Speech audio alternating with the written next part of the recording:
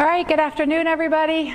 Let's get started. I hope you enjoyed your few days off and are ready to pick up where we left off. So today we're going to continue with our discussion of operating systems by exploring what virtual memory is and what part it takes place, what part is, how it's used in order to handle multiple processes. So before we do that, let's first just give ourselves a quick reminder of some of the concepts that we talked about when we talked about operating systems in lecture last time. So first of all, what are the goals of an OS? Does anybody remember? Yep. Scheduling processes, very good. Anybody remember any others? Yeah? Handle things like writing to files. Writing to files, right? Handling I/O, correct? Anything else? All right, great. Oh, sorry, yeah? Sorry, can you say that again? Exceptions and interrupts. Terrific. Exactly. So, so at a high level, we want to do a few things when we have a system that has multiple processes running on one piece of hardware, right? So the first thing that we want to do is we want to provide privacy and protection for these processes. So what does that mean? It means that we want to make sure that, you know, one process cannot access the data of another process, even if they're both running on the same hardware, okay? So that's one thing that our OS is going to help us with.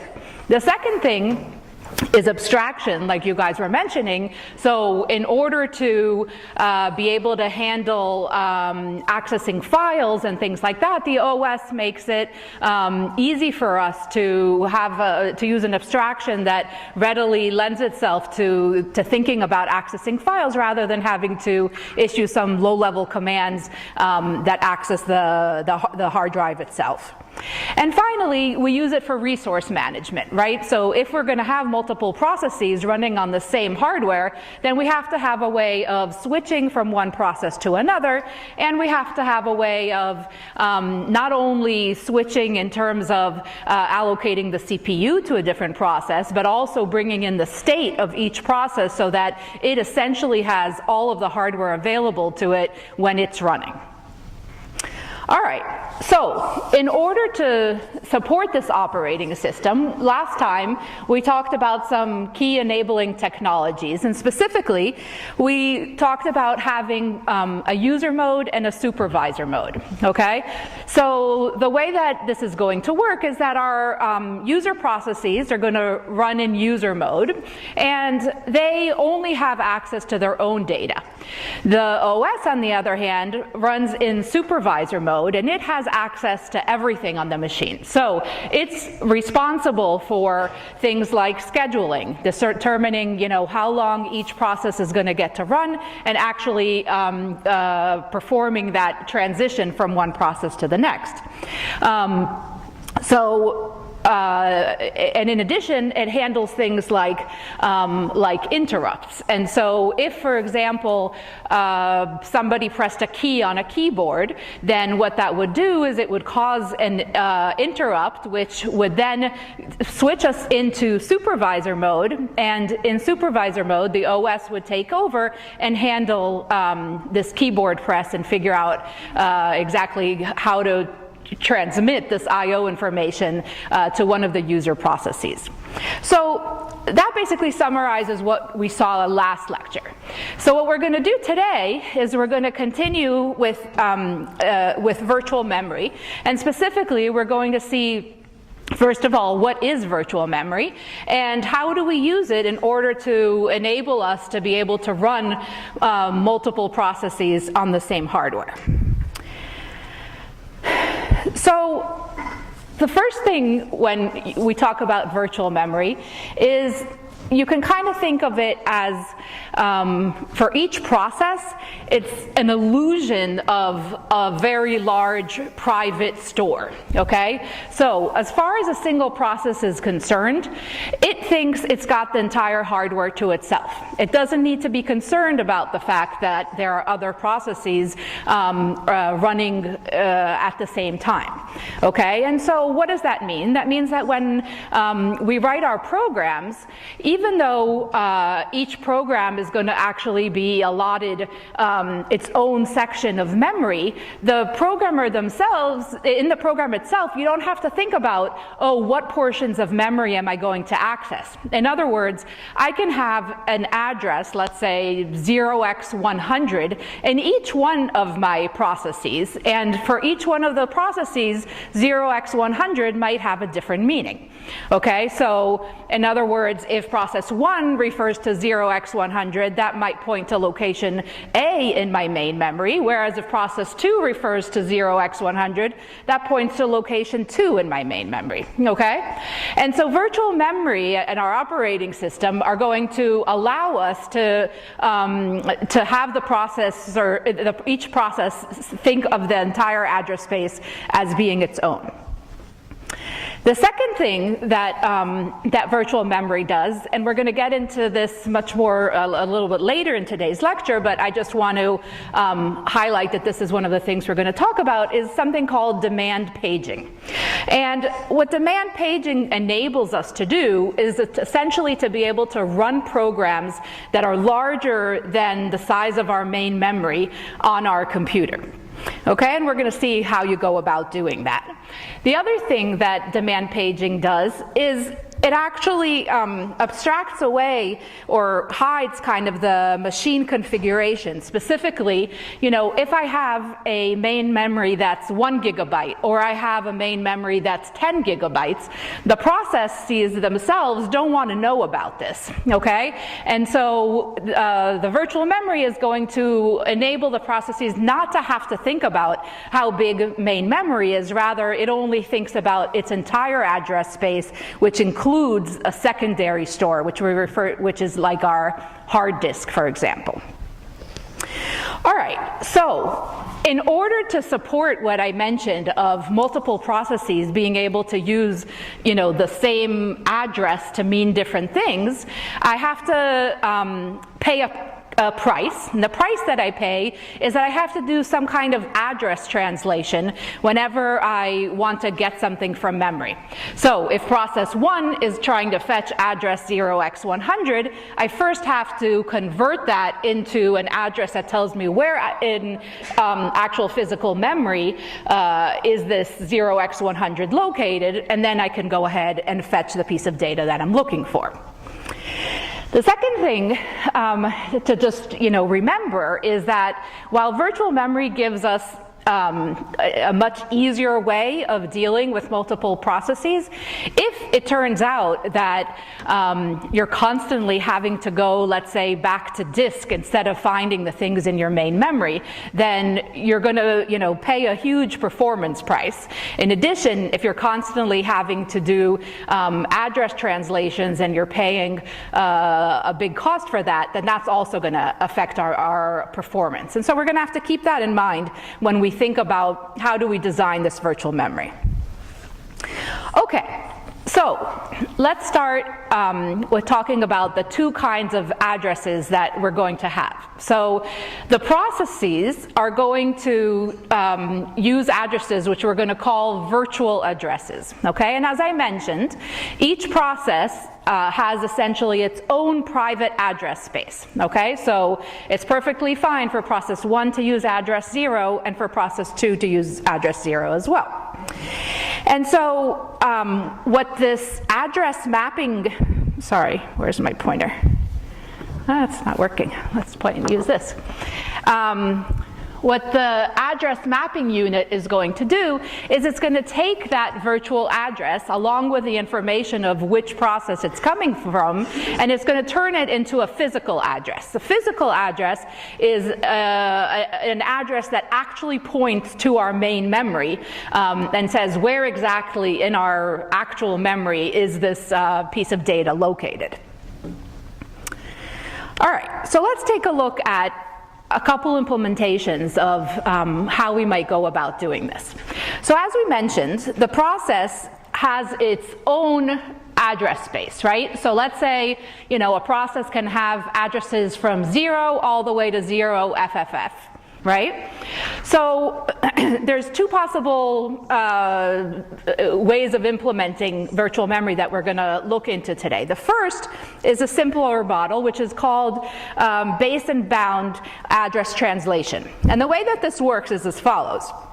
You would take, the processor address space, and it essentially gets mapped to a particular region in your memory, okay? And in order to translate the address from the process to the physical address, what you would do is you would have a base register, which tells you, it basically points to the beginning of the segment that's associated with this process, and then you add to that the virtual address that came from the process, and once you've done that, you will basically be finding some location inside the segment that's associated with this particular process, and you can now look up the data that's in that physical memory location. Okay? So basically the physical address consists of taking the segment base and adding to it the virtual address. In addition, we want to provide some protection. And so the way that we do this is we have another register called the bound register.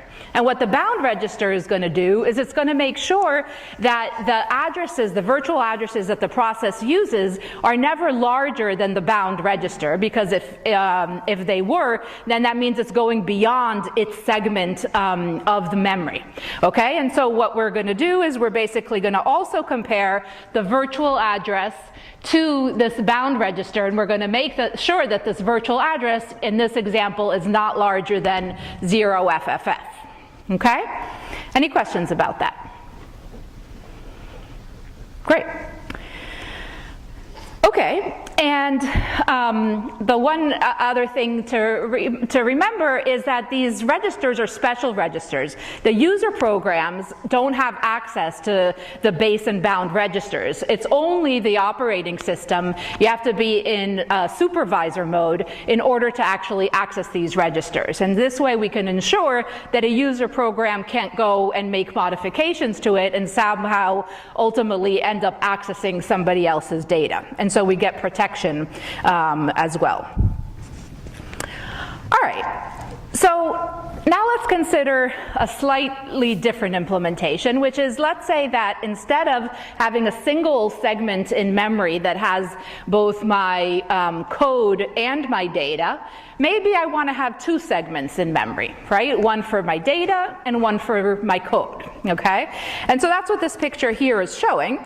And so essentially the way this would work is very much like the picture we saw on the previous slide, except that now for the code segment, you would be comparing the program counter, adding that to the code base register, which basically points to the beginning of your code segment, and in that way getting the address in your code segment that corresponds to the instruction you're trying to execute.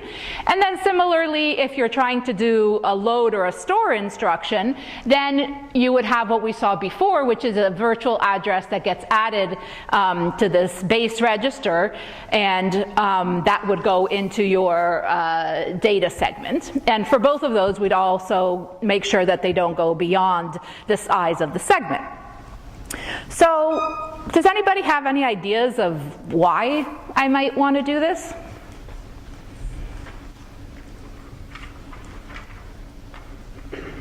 It's fine to take a guess. Yeah? Sorry, can you say that again? Is it because the size of the code is the same with the size of the data I'm sorry, I still didn't say it one last time. Is it because the size of the code stays the same, but the size of the data might increase? Oh, gotcha.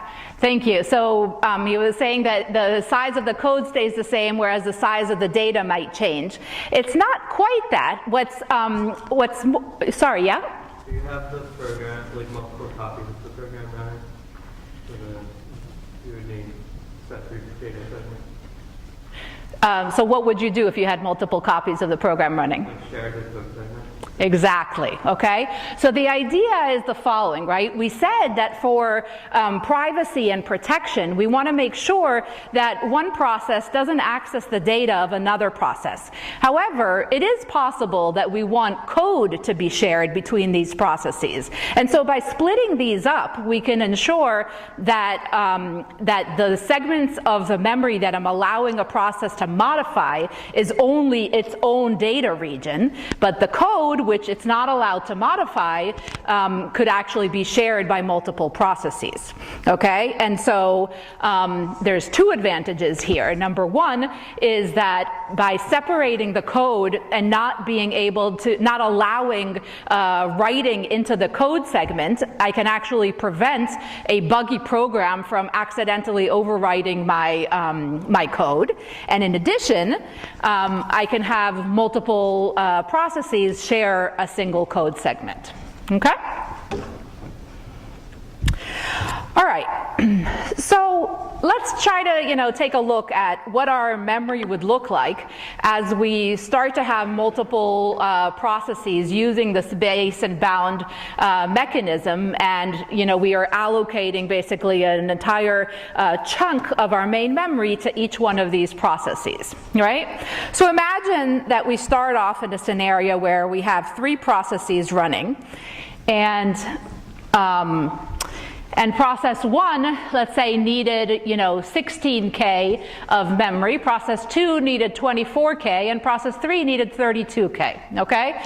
And so we allotted these particular segments shown here, and the segments shown in this light brown are basically free, meaning they could be allotted to some other process that's not currently running. Okay, so now suppose that I have 2 more processes start to run, processes 4 and 5, and I need to allocate some memory to these processes as well. So what I could do is, keep the allocation that I had for processes 1, 2, and 3, and from these free regions, I might take, let's say, 16K for process 4 and 24K for process 5. And now let's say that a couple processes, finish executing. So if 2 and 5 are done, that means that their segments now become free again, okay? So if I take a look at, what I ended up with, I have this free section here, another one there, another one there, right? So this is what's called memory fragmentation, okay? As processes start and stop, what we're going to end up with is having segments all over the place in our memory that are free, and they're not necessarily going to all be together. So imagine that now, I have a new process that starts running, and it wants, let's say, 32K of memory. Even though I have more than 32K of memory available, I can't actually allot one segment that's of size 32K. So what I'm going to end up having to do is move all my segments around, which is costly, in order to bunch up those free segments together and be able to allot a larger segment if needed. Okay? So clearly, there's some consequences of issuing, these large chunks to each process, okay? So the next solution that we're going to explore tries to address that point. And the way that it does that is instead of allotting one huge chunk that supports all of the data and code requirements of a process, what we're going to do is we're going to divide up physical memory into what we call pages. So pages are, it's not very small, like the typical page size is 4 kilobytes. So we're talking about, a significant chunk of memory, but probably less than, the amount of memory that a process needs in total, okay? So what does that mean for the process? If this is my main memory, my process 1 might get, one page over here, it might get another page over here, and it might get a third page, let's say over here. Right? But the idea is that if we divide up our memory into equal sized chunks, then we're always going to have we can always allot our free chunks to one of the processes, because we no longer need to give out memory in a contiguous fashion. In other words, all the data doesn't have to be adjacent to each other for a particular process. And so in these paged memory systems, what's going to happen is that for every page that a process is allocated, we need to have a way of looking up where in physical memory that page is located, right? It's no longer as simple as, oh, for process 0, I start at address 0x1000, and then I just add the virtual address to that. Now I actually have to do a translation from what we call a virtual page number to a physical page number, okay? And so essentially what we're going to do in order to support a paged memory system is we're going to think of our addresses as being composed of two different parts, okay? And so if this is my virtual address, I have an offset which corresponds to basically the number of bits that I need in order to look up a location within a page, okay? And then the rest of it is my virtual page number. Similarly, my physical address is going to have the same offset number of bits, and then it's going to have a physical page number, okay? And so every time that I want to do a translation from a virtual address to a physical address, what I'm going to do is I'm going to pass in the virtual page number to this. I'm going to use it as a lookup in this big page table. Okay, so this page table is this big table which has one entry for every virtual page. Okay, and so I can look up in this virtual page what is the translation, let's say, for this particular page, and the data that's stored in this page table is the physical page number that's associated with that virtual page that I was just looking up. Okay? In addition, I also store some state information about this translation, meaning, for example, these boxes that are labeled here in dark blue, those are indicative of a page that's not currently in physical memory, meaning I don't have a virtual to physical address translation at the moment. Okay? So this is the high level of how page tables work, and we're going to get into more details throughout today's lecture. So, you know, just to quickly summarize what we've seen so far, we basically have in our page table an entry for every virtual page number, meaning that's the number of rows of our page table. And how wide is each entry? What do I have to store in each entry of my page table? Yep. I don't need to store the virtual address because that's just an index into my table. So all I need to store is my physical page number plus, you know, maybe a resident bit or something like that to tell me whether the translation is valid. Okay? All right, so now let's try to work through an example to see, you know, how do we use these page tables if I have multiple processes, okay? And the idea is that each of these processes would have its own page table, okay? And so the pages associated with each of the processes can live all over my physical memory, which is what this, you know, complicated diagram is trying to show. So how does this work? So we have three processes, you know, process 1 shown in blue, process 2 in green, and process 3 in brown, or whatever you want to call it. And each one has its own physical, its own page table, which is going to do the translation from virtual address to physical address for that particular process. Okay, so for example, if I'm looking for the translation of virtual page 1 for process 1, I'm going to look into the entry 1 of my page table for process 1, and that's going to have a physical page number pointing over to here. right? Whereas if I'm looking for virtual page number 1 for process 2, then I'm going to look that up in this page table, and that's going to point to a different page in my physical memory. Okay? So this is showing us how multiple processes can use the same address to point to different locations in our physical memory. Okay? Any questions about that? Terrific. So essentially, so this I said already, which is that we'd have an entry for each page that the process uses. And then we also have a special OS-controlled register, which is the page table base register, which tells you, where do I find my page table? And so if I'm trying to access the page table of process 1, then this page table register is going to have the beginning address of this page table.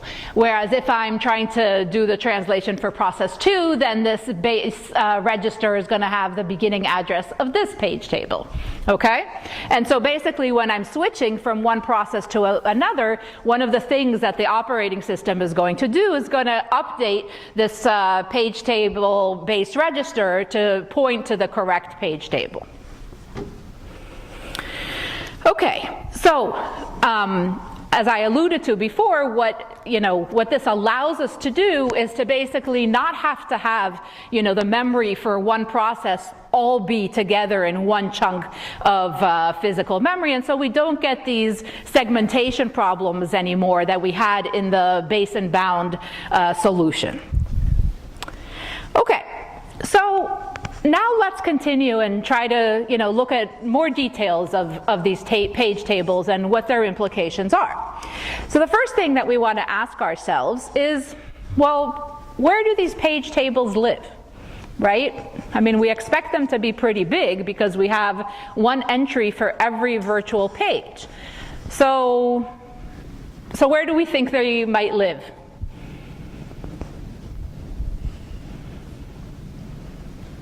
Well, they might be in main memory itself, right?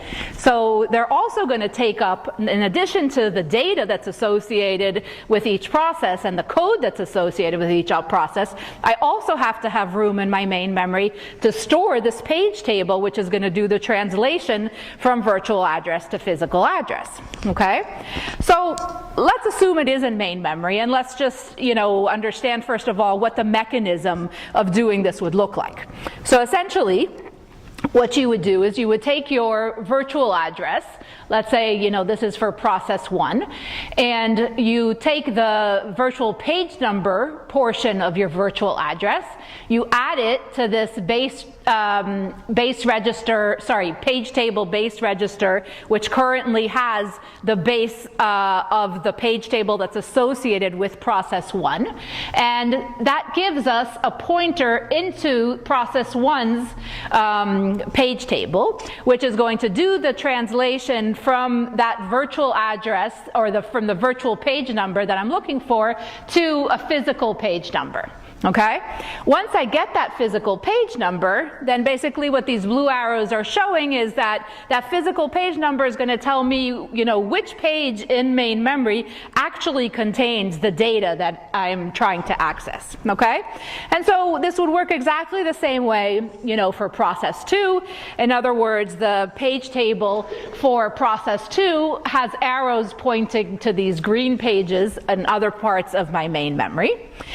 And in order to make all of this work, I have to have one more high-level page table, which is what we call this system page table. And the system page table essentially contains the pointers to the beginning of each of those page tables. Okay, so when we do a switch from one process to another, the way that I figure out how to update my page table base register is I look up the system page table base and I add to it the process ID, and that's going to give me the address of where the page table for that particular process begins.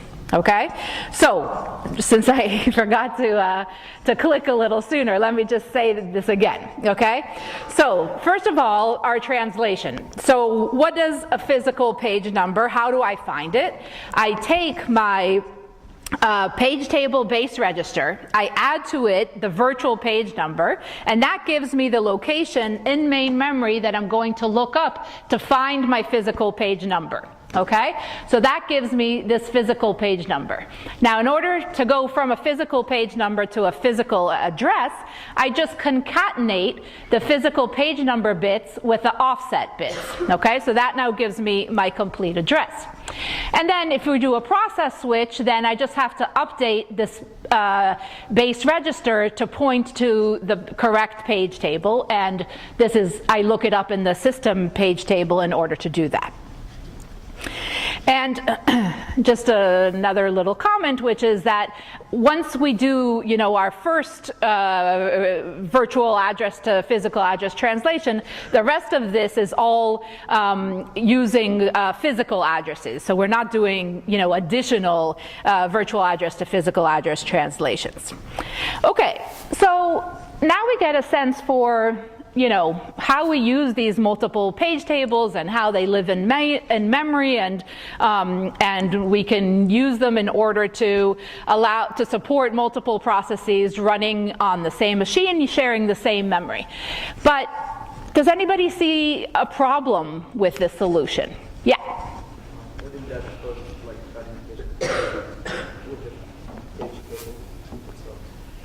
Would the page table itself cause fragmentation?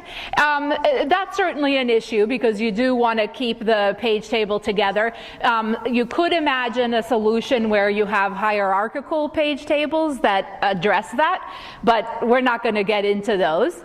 But any other problems that we see here? Any other ideas? Well, where did we say that our page table lives? It's in main memory. So what does that mean? Every time I want to access something from main memory, I now have to access memory twice, right? We already said when we were studying caches that accessing memory is really, really slow. That's why we wanted caches in the first place, right? And so now I've gone and made this problem worse by adding virtual memory, because now I first have to look up my memory in order to do the translation from virtual address to physical address, and then I have to look up the memory to actually get that piece of data from that physical address. Okay? So, by itself, this doesn't sound like we've solved all of our problems. So what are we going to do? What do we do when we want to make things faster? What should we add? A cache, exactly, okay? So what we're going to do is we're going to have a special cache that caches virtual page number to physical page number translations, okay? And this thing is, we're going to call it a translation Lookaside buffer, but it's just a cache. We just give it a special name in order to indicate that what this cache holds is those translations from virtual addresses to physical addresses. Okay? And so, so basically the way that this cache looks is something like this.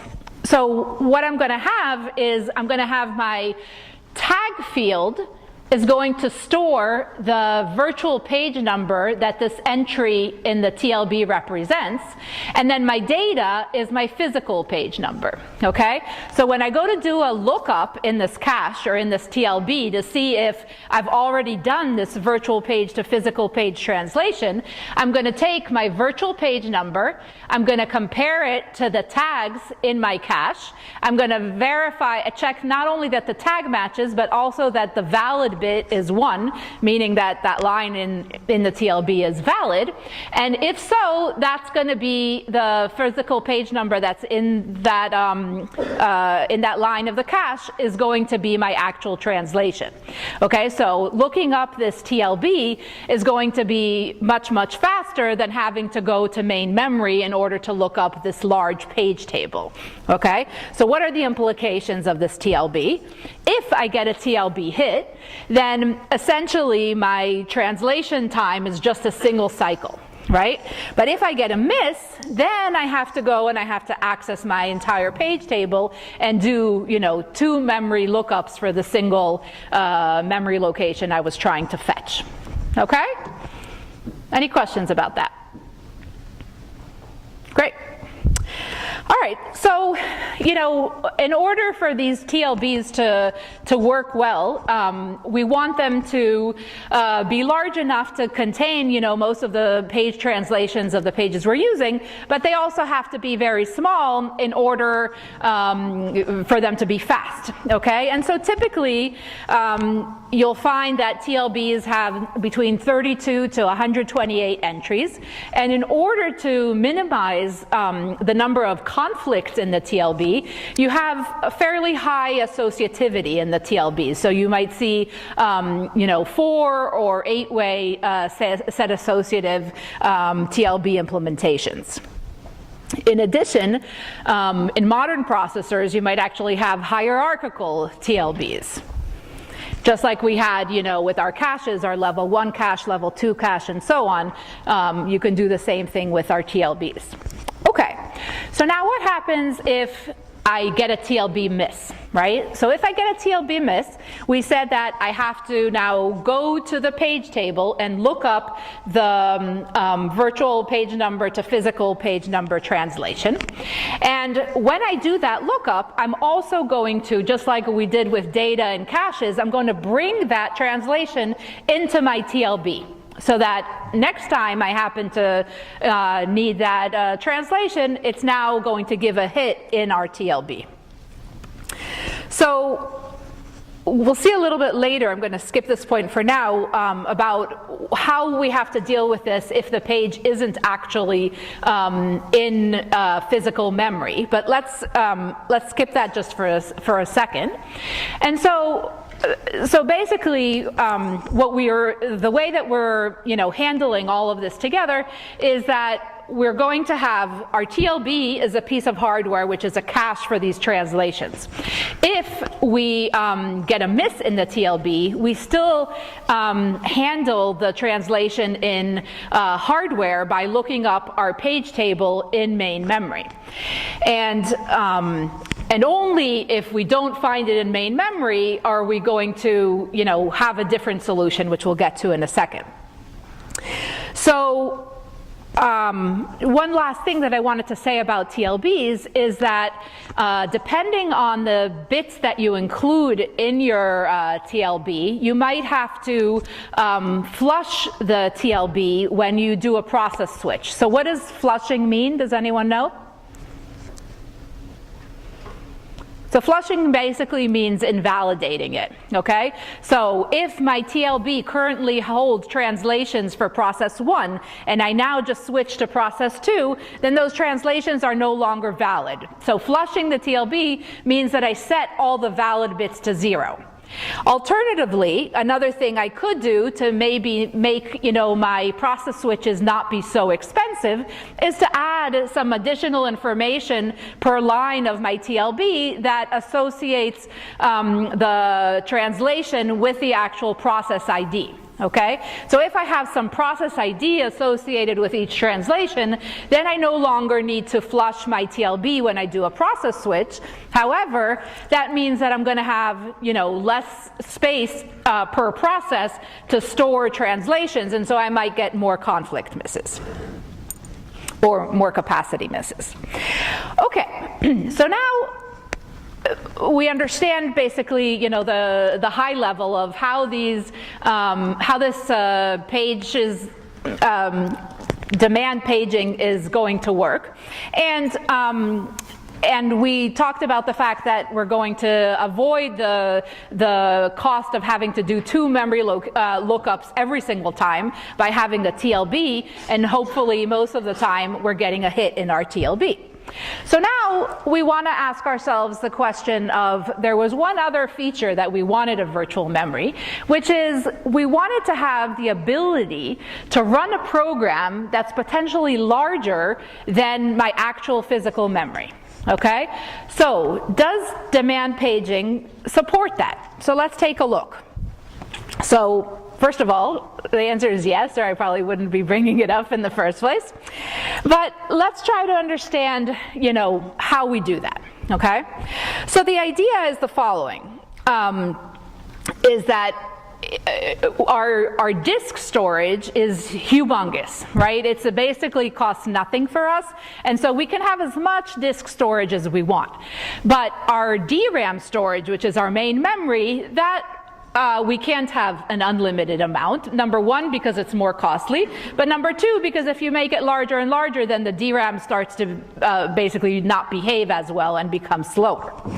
Okay, so essentially what we're going to do is we're going to say, well, the information that's going to live in my physical memory are only the pages from disk that I'm currently accessing. So what am I doing? I'm using my physical memory kind of like a cache for my disk, okay? Just like I used my cache as a cache for my main memory in order to speed up accesses to memory before. So let's take a look at how this works. All right, so for the rest of today's lecture, just to keep things a little simpler, we're going to just talk about one process, okay, and one page table. All right? So imagine that you have this page table base register, which tells you, where in main memory my page table is located. And I have my virtual address, which contains my virtual page number and my offset, okay? So if I want to, look up a particular virtual address, what I'm going to do is first I find where my page table is located, and then I use the VPN as an offset into my page table. And what this page table is showing me here is that in green, I have physical page numbers, meaning these are pages that are present in my actual physical memory. And in yellow, I have what's called disk page numbers, meaning that those particular pages are not actually in main memory, and so if I want to access that particular virtual page, then I need to go and get it from disk, okay? And so if I have a physical page number, then that's going to point to some location in my main memory, and then if I add the offset to that, that's going to get me to the exact word that I'm looking for in main memory. Okay? So what are the pieces of information? Now let's look at even more detail into what our page table has to store. Okay? So the first thing is it's going to have a resident bit. Okay, the resident bit is basically telling me, do I have a physical page number translation here, or do I have to go to disk in order to fetch this virtual page? And then we're going to have these entries shown in green, which are physical page numbers, and these entries shown in yellow, which are pointers to where the data is located on disk. And finally, I'm also going to have some additional usage bits, which might give me some information like, if the page corresponds to code, I might say this page is not writable in order to protect my code from accidentally being overwritten. All right, so even if all the pages fit in memory, you can still use demand paging to help you out, because you don't necessarily have to bring all of the pages into physical memory, because it's very slow to do that. Okay, so instead what you do is you are only bringing the physical the disk pages that you actually are going to be accessing. And so this is where the name comes from, of demand paging. So when you're requesting to actually access something, you bring it in from disk into your physical memory. But in addition, if you didn't have enough space in your physical memory, then what you would do is when you need to access something that needs to come from disk, you'd have to pick something that's currently in your main memory and remove it from the main memory so you can make space for the new page that you want to bring in. So this is the same concept like we had with caches, where you might use a least recently used replacement policy to decide which of your pages is going to be the one that you're going to remove from main memory. So let's work through, some detailed examples just to make sure that we're all understanding, all the logistics of how we do all of this translation from virtual to physical address, and how we use the TLBs when appropriate. Okay, so in our first example, we have this mini little memory system where our virtual addresses are 12 bits and our physical addresses are 11 bits. And we have pages of size 2 to the 8 bytes, so our offset is 8 bits. Okay? So what does this mean? This means that if I have a VPN of size 4 bits, I have 16 virtual pages, and my PPN is of size 3 bits, so I have 8 physical pages. Okay? So that's what we see here. My page table has an entry for each virtual page, and these are my actual physical pages. Okay? So now suppose that I want to do this instruction, load of 0 to C8. Okay? So the first thing I have to do is look at this address, 2C8, and I have to figure out which portion of it corresponds to my offset and which portion corresponds to my VPN, right? So we just said that in this example, I have 8 offset bits, which makes this handy because that means that it's 2 hexadecimal digits, which means that the VPN that I'm trying to access is page 2 in this example. Okay, so I go and I look up VPN 2 in my page table. Oh, sorry. Let me just first mention what these few fields mean. So R stands for resident, W stands for writable, and D stands for dirty, just like when in our caches, if we actually write something that's in physical memory, then we want to keep track of it so that we know to write it back to disk when we remove that page. Okay, so now I'm going to look up, virtual page number 2. And I see that it is resident, and the physical page number that it translates to is physical page 4. Okay?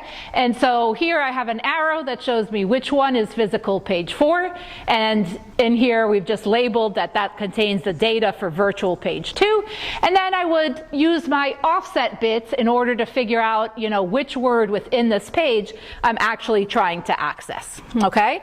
And so my physical address in this case would be, I would replace the virtual page, which was 2, with a physical page 4, and I get a physical address of 4C8 is the exact word that I'm trying to fetch. Any questions about that? Terrific.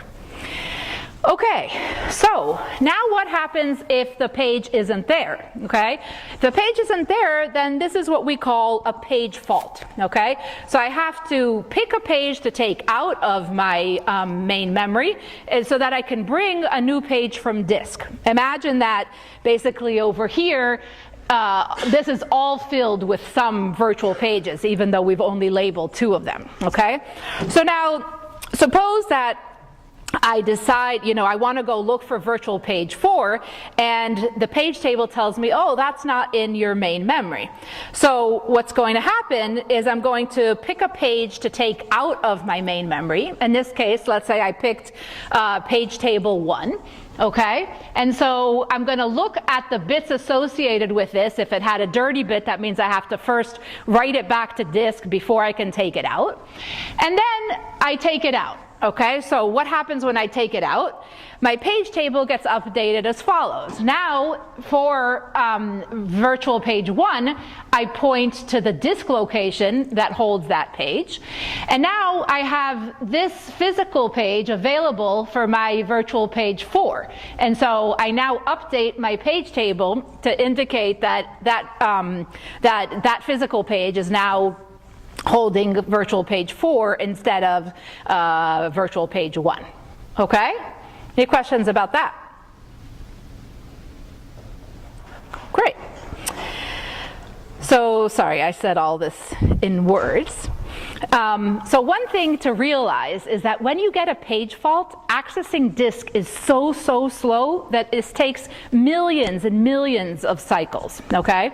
And so what ends up happening is that because it's so slow, we actually handle our page faults in software, whereas accessing the TLB and accessing the page table generally happens in hardware, okay? So here we have a little flow chart kind of summarizing everything that we talked about today, right? So what do you do when you're trying to access a virtual address? The first thing you do is you look it up in the TLB. If you get a hit, then you check that you're actually allowed to, access that page in that way. And if so, you have the physical page from the TLB. If you're not allowed to access it, then you're going to raise an exception, which is called, a segmentation fault, because you access something you're not allowed to access. On the other side here, we have a TLB miss. So this says, my translation was not in my TLB, so I now have to go look it up in my page table.